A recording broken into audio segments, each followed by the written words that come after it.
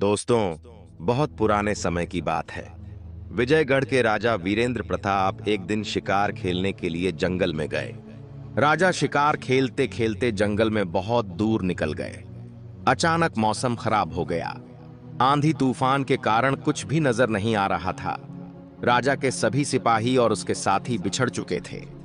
दिन ढलते ढलते राजा को वापसी की चिंता सताने लगी, लेकिन राजा तो भटक चुका था। अब इस हालत में राजा वापस नहीं जा सकता था। वह जंगल जंगली जानवरों से भरा हुआ था। मजबूरी में राजा को जंगल में ही किसी तरह रात बितानी थी।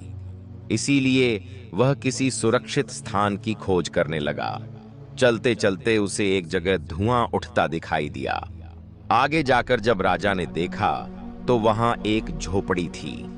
राजा ने झोपड़ी का दरवाजा खटखटाया, आवाज लगाई और कहा, मैं एक मुसाफिर हूं। बाहर मौसम खराब हो चुका है। मुझे रात बिताने के लिए आसरा चाहिए।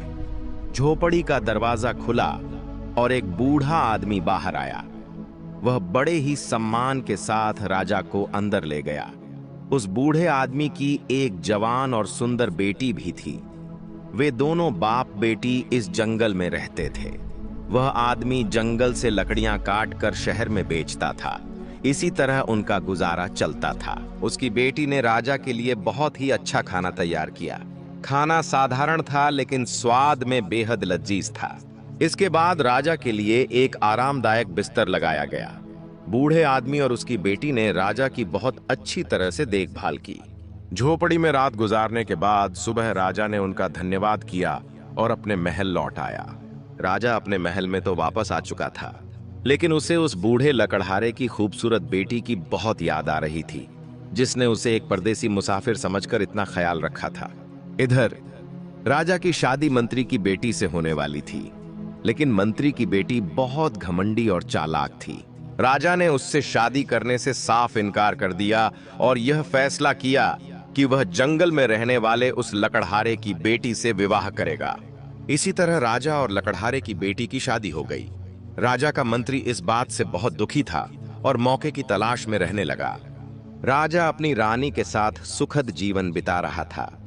एक साल बाद उनके घर एक बेटी का जन्म हुआ और दूसरे साल भी एक बेटी पैदा हुई। अब राजा की 2 बेटियां थीं। एक दिन अवसर देखकर मंत्री ने राजा से कहा, महाराज, राज्य का शासन चलाने के लिए एक पुत्र होना आवश्यक है। मेरा सुझाव है कि आप दूसरी शादी कर लें, ताकि आपको पुत्र प्राप्त हो सके और वह भविष्य में आपके राज्य का संचालन कर सके। लेकिन राजा ने इस बात से साफ इनकार कर दिया।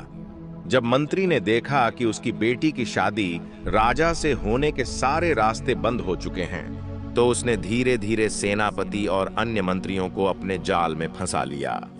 फिर एक दिन धोखे से रानी के कमरे में एक जहरीला सांप छोड़ दिया गया।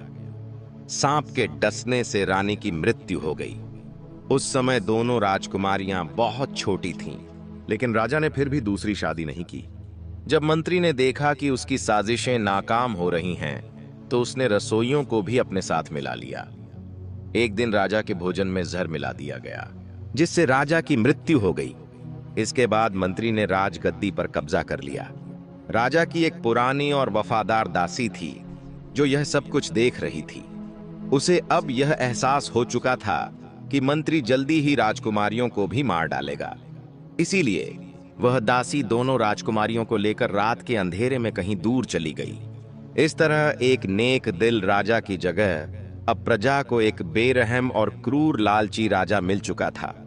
वह दासी और दोनों लड़कियां जंगल में गईं और दासी ने उनका भरण पोषण शुरू कर दिया।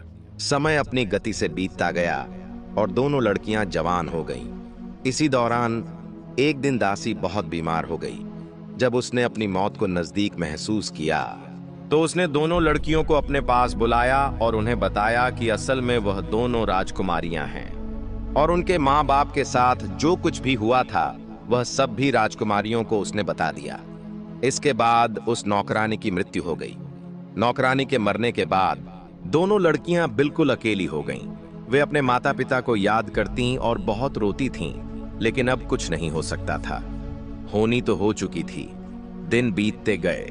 एक दिन की बात है, कि एक राजकुमार जंगल में शिकार खेलने के लिए आ गया। राजकुमार का एक दोस्त भी उसके साथ था और वह दोस्त मंत्री का बेटा था। राजकुमार ने जंगल में 2 तीतरों का शिकार किया और फिर अपने दोस्त से उनका मांस पकाने के लिए कहा। राजकुमार खुद जाकर एक घने पेड़ के नीचे बैठकर आराम करने लगा और मंत्री के बेटे ने आग जलाकर तीतर का मांस पकाना शुरू कर दिया। तभी उसकी नजर सामने एक झोपड़ी पर पड़ी, जहां एक बहुत ही खूबसूरत लड़की खड़ी हुई थी।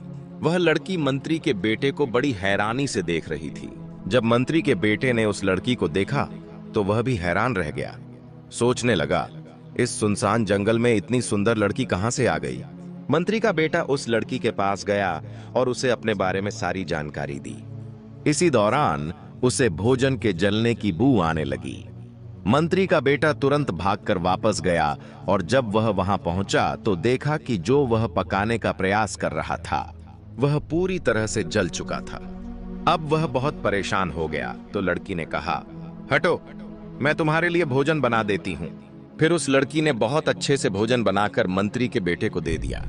राजकुमार, जो बहुत देर से इंतजार कर रहा था, सोच रहा था, मेरे दोस्त ने इतनी देर क्यों लगा दी।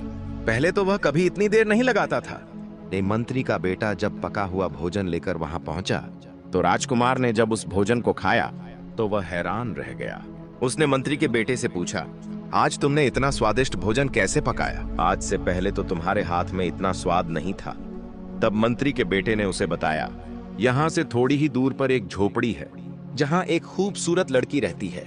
उसी लड़की ने यह भोजन पकाया है, क्योंकि मैं तो सिर्फ उसे देखता ही रह गया। और दूसरी तरफ जब छोटी राजकुमारी अपनी झोपड़ी में वापस आई, वह नदी पर कपड़े धोने के लिए गई थी, तो बड़ी राजकुमारी ने उसे मंत्री के बेटे का सारा हाल सुना दिया कि कैसे वह उसे बस देखता ही रह गया।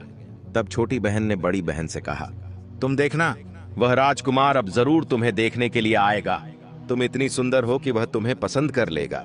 तुम राजकुमार के साथ चली जाना और उसके साथ शादी कर लेना, लेकिन उसे मेरे बारे में कुछ मत बताना।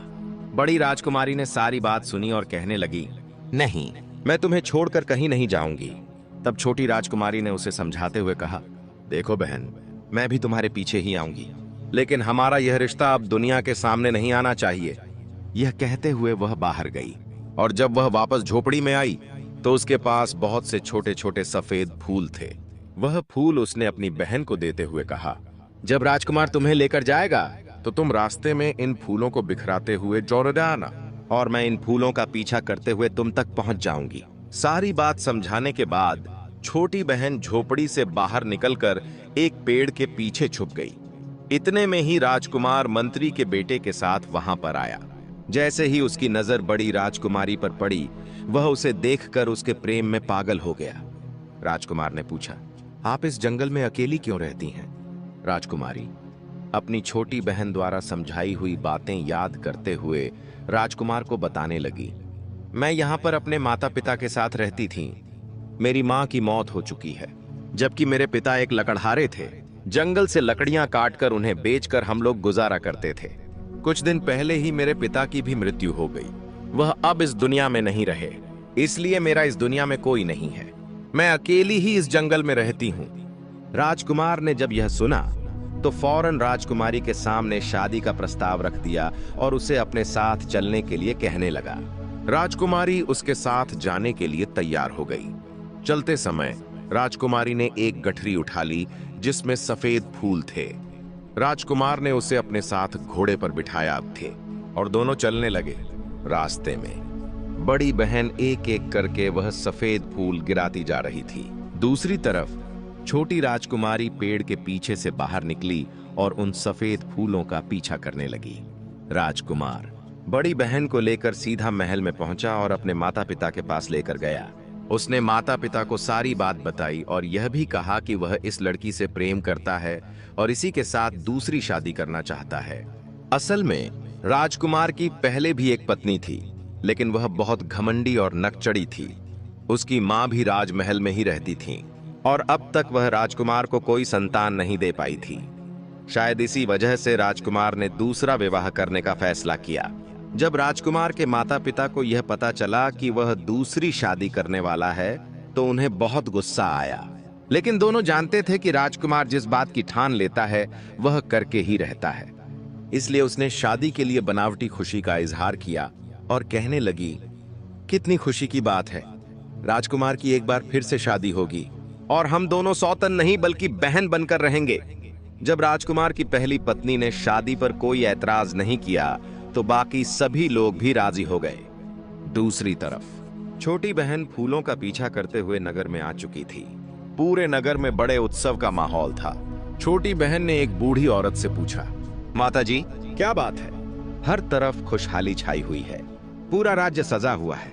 बूढ़ी अम्मा ने जवाब दिया, हमारे राजकुमार को जंगल में एक बहुत ही प्यारी लड़की मिली है और राजकुमार उसके साथ विवाह करने वाला है, इसीलिए सारे नगर में उत्सव मनाया जा रहा है। फिर छोटी बहन ने उस बुढ़िया से कहा, अम्मा, क्या मुझे यहाँ पर कोई काम मिल सकता है? मैं गांव से आई हूँ और मेरे माँ बाप नहीं हैं, रहने के लिए कोई आसरा नहीं है। बूढ़ी औरत ने कहा, काम तो मिल सकता है, क्योंकि आजकल राजमहल में बहुत काम है, मैं भी वहां पर जा रही हूँ। उस बूढ़ी औरत की एक बेटी थी जो कुछ दिन पहले बीमारी के कारण मर चुकी थी। बूढ़ी औरत ने छोटी राजकुमारी से कहा, मुझे तुम्हें देखकर अपनी बेटी की याद आ रही है, तुम मेरी बेटी बनकर मेरे घर में रह सकती हो। असल में वह बूढ़ी औरत अपनी जवानी में महल में नौकरानी का काम करती थी, लेकिन अब बुढ़ापे की वजह से वह काम छोड़ चुकी थी। राजकुमारी ने कहा, ठीक है अम्मा, मैं तुम्हारे घर में रहूंगी, लेकिन मैं काम करना चाहती हूँ, क्या तुम महल में कोई काम दिलवा सकती हो? बूढ़ी औरत ने राजकुमारी को लेकर महल की तरफ चल दिया, जहां हर तरफ खुशियों का माहौल था। बूढ़ी अम्मा जब उसे लेकर महल में पहुंची तो सामने से राजकुमार की पहली पत्नी आती हुई दिखाई दी। वह उस बूढ़ी औरत को अच्छी तरह से जानती थी। बूढ़ी औरत ने उसे प्रणाम किया और कहने लगी, यह मेरी भांजी है और आज ही यह गांव से आई है। इस बेचारी के माँ बाप मर चुके हैं। मेरी आपसे प्रार्थना है कि आप इसे महल में दासी के रूप में रख लीजिए। राजकुमार की पहली पत्नी ने छोटी बहन को बड़े ध्यान से देखा और फिर उसे लेकर अपने कमरे में चली गई। कहने लगी, सुनो लड़की, तुम इतनी दूर से अपने गांव से यहाँ पर काम करने के लिए आई हो। मुझे लगता है कि तुम्हें अपनी गरीबी मिटाने के लिए जरूर धन की आवश्यकता होगी। अगर तुम यहाँ पर मेरी खास नौकरानी बनकर रहोगी और मेरे बताए हुए काम करोगी तो मैं तुम्हें ढेर सारी दौलत दूंगी, क्योंकि बाकी सभी दासियां इस महल में पुरानी हैं और वह मेरा साथ नहीं देंगी। तुम्हें उन सब से बचकर मेरे लिए काम करना होगा। बोलो, क्या तुम्हें मंजूर? छोटी बहन यह जान चुकी थी कि यह राजकुमार की पहली पत्नी है और इसकी बातों से उसे किसी साजिश की बू आने लगी थी। बात को समझते हुए उसे देर नहीं लगी और वह जल्दी से कहने लगी, रानी जी, मैं आपकी हर बात मानूंगी। राजकुमार की पहली पत्नी ने उसे मुस्कुराते हुए कहा, अभी तो मैं रानी नहीं बनी हूं, जब राजकुमार राजा बन जाएगा तब मैं रानी बनूंगी। छोटी बहन ने कहा, आप चिंता न करें, भगवान ने चाहा तो आप जल्दी ही रानी बन जाएंगी। यह सुनकर राजकुमार की पहली पत्नी कहने लगी, तुम तो बहुत ही काम की चीज हो, बस तुम आज से ही महल में मेरे लिए काम करने लगो और मेरे कहने के मुताबिक चलना। छोटी बहन ने कहा, आप बिल्कुल चिंता मत करिए, आप बिल्कुल बेफिक्र रहिए, मैं अपना हर काम पूरी मुस्तैदी के साथ करूंगी। इसके बाद वह दोनों बड़ी राजकुमारी यानी बड़ी बहन के कमरे में गई। पहली पत्नी कहने लगी, यह लड़की आज से आपकी दासी है, तुम्हें जो भी काम करवाना हो इससे करवा लेना। अब बड़ी बहन ने जब अपनी छोटी बहन को देखा तो बहुत खुश हुई और कहने लगी, आप कितनी अच्छी हैं। राजकुमार की पहली पत्नी कहने लगी, महल में मुझे बहुत सारे काम हैं, मैं जरा वह देखने जा रही हूँ। उसके जाते ही दोनों बहनें एक दूसरे के गले लग गईं। छोटी बहन ने बड़ी बहन को यह सच्चाई नहीं बताई कि यहाँ महल में आकर उसे क्या काम करना है। 2 दिन के बाद राजकुमार की शादी बड़ी बहन के साथ हो गई। सभी लोग बहुत खुश थे, सिवाय राजकुमार की पहली पत्नी के।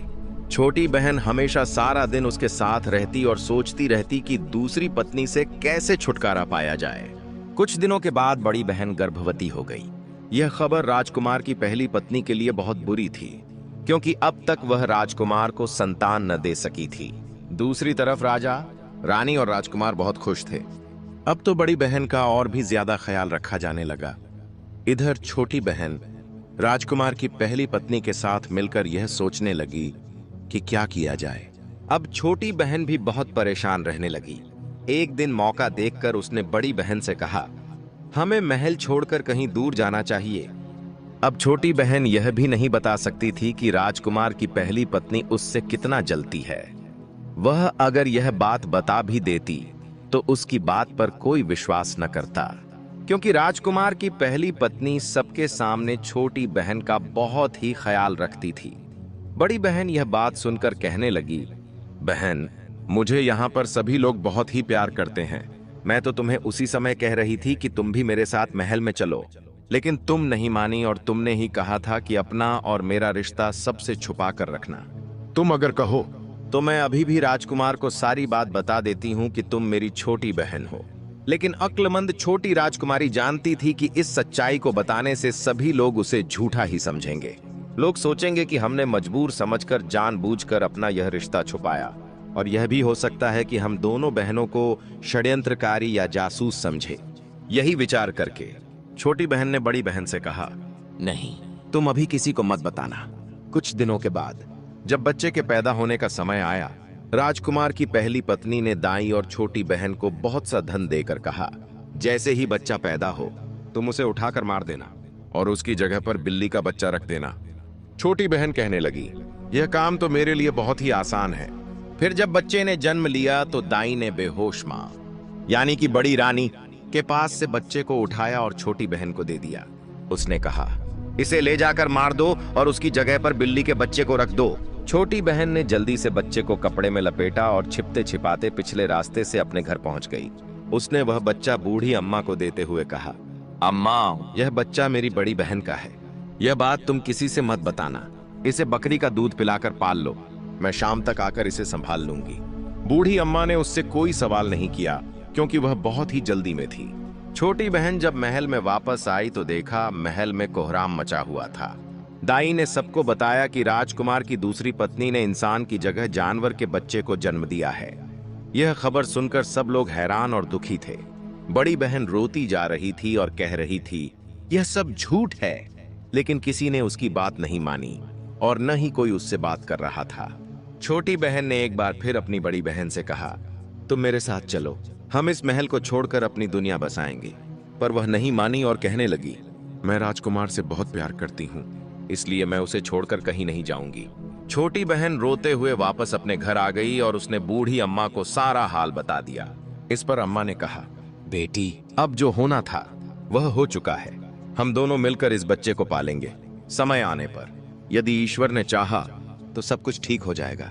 दोस्तों, समय बीत गया और इसी दौरान राजा की तबीयत खराब हुई। उसकी मौत हो गई। अब राजकुमार का राज तिलक कर दिया गया और उसे राजा बना दिया गया। राजपाट की सारी जिम्मेदारी अब राजकुमार और उसकी दोनों रानियों ने संभाल ली। एक बार फिर से बड़ी बहन गर्भवती हुई। इस बार बड़ी रानी ने छोटी बहन को बहुत सारा इनाम दिया और कहा, इस बार तुम बच्चे के जन्म पर उसकी जगह कुत्ते के बच्चे को रख देना। इस पर छोटी बहन कहने लगी, इस बार ऐसा न कीजिए बड़ी रानी जी, क्योंकि आपकी भी कोई संतान नहीं है। आपको और राजा को भी उत्तराधिकारी की जरूरत होगी। बड़ी रानी गुस्से में आकर कहने लगी, अगर तुम्हें यह काम नहीं करना है तो मत कर, मैं यह काम किसी और से करवा लूंगी। इस पर छोटी बहन तुरंत बोली, अरे नहीं रानी जी, मैं तो सिर्फ मजाक कर रही थी। छोटी बहन एक बार फिर अपनी बड़ी बहन को समझाने लगी, दीदी यहाँ से चलो। पर बड़ी बहन कहने लगी, अब तो मैं रानी बन चुकी हूँ और मुझे लगता है कि तुम मुझसे जलती हो। छोटी बहन अपनी बड़ी बहन की इस बात से मन ही मन दुखी हो रही थी। बच्चे के जन्म का समय आया तो एक बार फिर छोटी बहन ने बेहोश माँ के पास से बच्चा उठा लिया और दाई ने उसकी जगह कुत्ते के बच्चे को रख दिया। छोटी बहन पहले की ही तरह पिछले दरवाजे से छिपाकर बच्चे को अपने घर ले गई और अपनी बूढ़ी अम्मा को सौंप दिया। फिर वह खुद उल्टे पांव राजमहल में लौट आई। महल में आकर उसने देखा कि एक बार फिर हर तरफ कोहराम मचा हुआ था। बड़ी रानी कहने लगी, मुझे तो यह औरत लगती ही नहीं है। पहली बार इसने बिल्ली के बच्चे को जन्म दिया और दूसरी बार कुत्ते के बच्चे को। मैं तो कहती हूँ कि इसे कारागार में डाल दिया जाए, वरना अगले साल न जाने यह क्या पैदा करेगी। राजा भी अब इन सब बातों से परेशान हो चुका था। उसने अपने दोस्त को बुलाया, जो अपने पिता की जगह मंत्री बन चुका था, और आदेश दिया, छोटी रानी को तुरंत कारागार में डाल दिया जाए। मंत्री ने राजा को समझाने की बहुत कोशिश की। न जाने क्यों मुझे लगता है कि छोटी रानी निर्दोष है, लेकिन राजा ने उसकी एक भी बात न सुनी। आखिरकार छोटी रानी को कारागार में डाल दिया गया। अब तो बड़ी रानी बहुत खुश थी क्योंकि सारी चीजें उसके मन के मुताबिक हो रही थीं। दिन बीतने लगे। कभी कभी राजा को अपनी छोटी रानी की याद आती, लेकिन जैसे ही उसे बिल्ली और कुत्ते के बच्चे की बात याद आती, वह फिर से रानी से नफरत करने लगता। दूसरी तरफ छोटी बहन ने बड़ी रानी से कहा, अब मेरी शादी होने वाली है, इसलिए मैं महल का काम छोड़कर जा रही हूँ। रानी को दासियों की कोई कमी तो थी नहीं, इसलिए उसने छोटी बहन को जाने दिया। छोटी बहन अपनी बूढ़ी माँ और दोनों बच्चों को लेकर जंगल में अपनी पुरानी झोपड़ी में वापस आ गई। वहां वे दोनों बच्चों को पालने लगीं। 5 साल बाद एक दिन राजा अपने मंत्री के साथ जंगल में शिकार खेलने आया। जब राजा और उसका मंत्री अपने घोड़े को नदी के किनारे पानी पिलाने ले गए, तो उन्होंने देखा कि वहां 2 बड़े ही सुंदर बच्चे खेल रहे थे। उनके पास लकड़ी के घोड़े थे। आते ही दोनों बच्चे अपने लकड़ी के घोड़े को पानी पिलाने लगे और साथ ही एक गाना गा रहे थे, काठ का घोड़ा, लोहे की लगाम, चल पानी पी ले, ओ मेरे गुलाम। राजा यह देखकर हैरान रह गया। वह बच्चों के पास गया और उनसे पूछने लगा, प्यारे बच्चों, क्या लकड़ी के घोड़े कभी पानी पीते हैं? और क्या लोहे की भी कभी लगाम होती है? इस पर बच्चे हंसते हुए बोले, अगर एक औरत कुत्ते और बिल्ली के बच्चे को जन्म दे सकती है, तो एक न एक दिन ये लकड़ी के घोड़े भी पानी पिएंगे। राजा और मंत्री यह सुनकर चौंक गए। राजा ने आश्चर्य से पूछा, तुम्हें यह बात किसने सिखाई? बच्चों ने मुस्कुराते हुए जवाब दिया, हमारी मौसी ने। राजा ने तुरंत कहा, बच्चों, मुझे अपनी मौसी के पास ले चलो। बच्चे राजा और मंत्री को उस झोपड़ी पर ले गए जहां कुछ साल पहले राजा आया था और बड़ी बहन को अपने साथ लेकर गया था। राजा ने जब वहां अपने महल की पुरानी दासी को देखा तो चौंक गया और पूछने लगा, लड़की, यह बच्चे कौन हैं? यह सब क्या मामला है?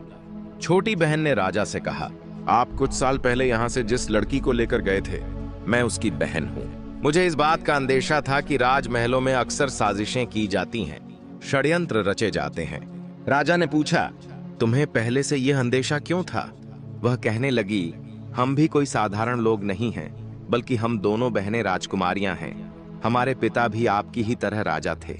एक बार वह जंगल में शिकार खेलने आए थे और रास्ता भूलकर मेरे नाना के घर, जो कि एक लकड़हारे थे, उनके पास आसरा ढूंढते ढूंढते ही आए और वहीं पर उनसे मुलाकात हमारी माँ से हो गई। वे दोनों एक दूसरे को पसंद करने लगे और फिर दोनों ने शादी कर ली।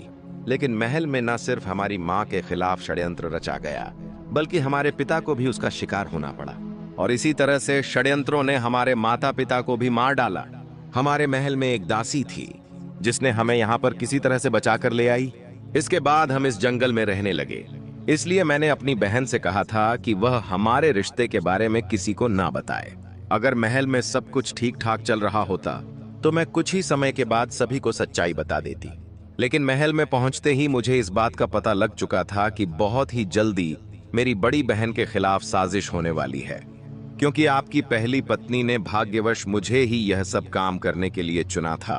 वह यह नहीं जानती थी कि वह जिसके साथ मिलकर जिसके खिलाफ साजिश कर रही है, वह दोनों आपस में बहनें हैं। इसके बाद छोटी बहन ने शुरू से लेकर अंत तक सारी बात राजा को बता दी कि किस तरह से बड़ी बहन के बच्चों को कुत्तों और बिल्ली के बच्चों से बदल दिया गया, और यह भी बताया कि ये दोनों बच्चे कोई और नहीं बल्कि आपके ही बेटे हैं।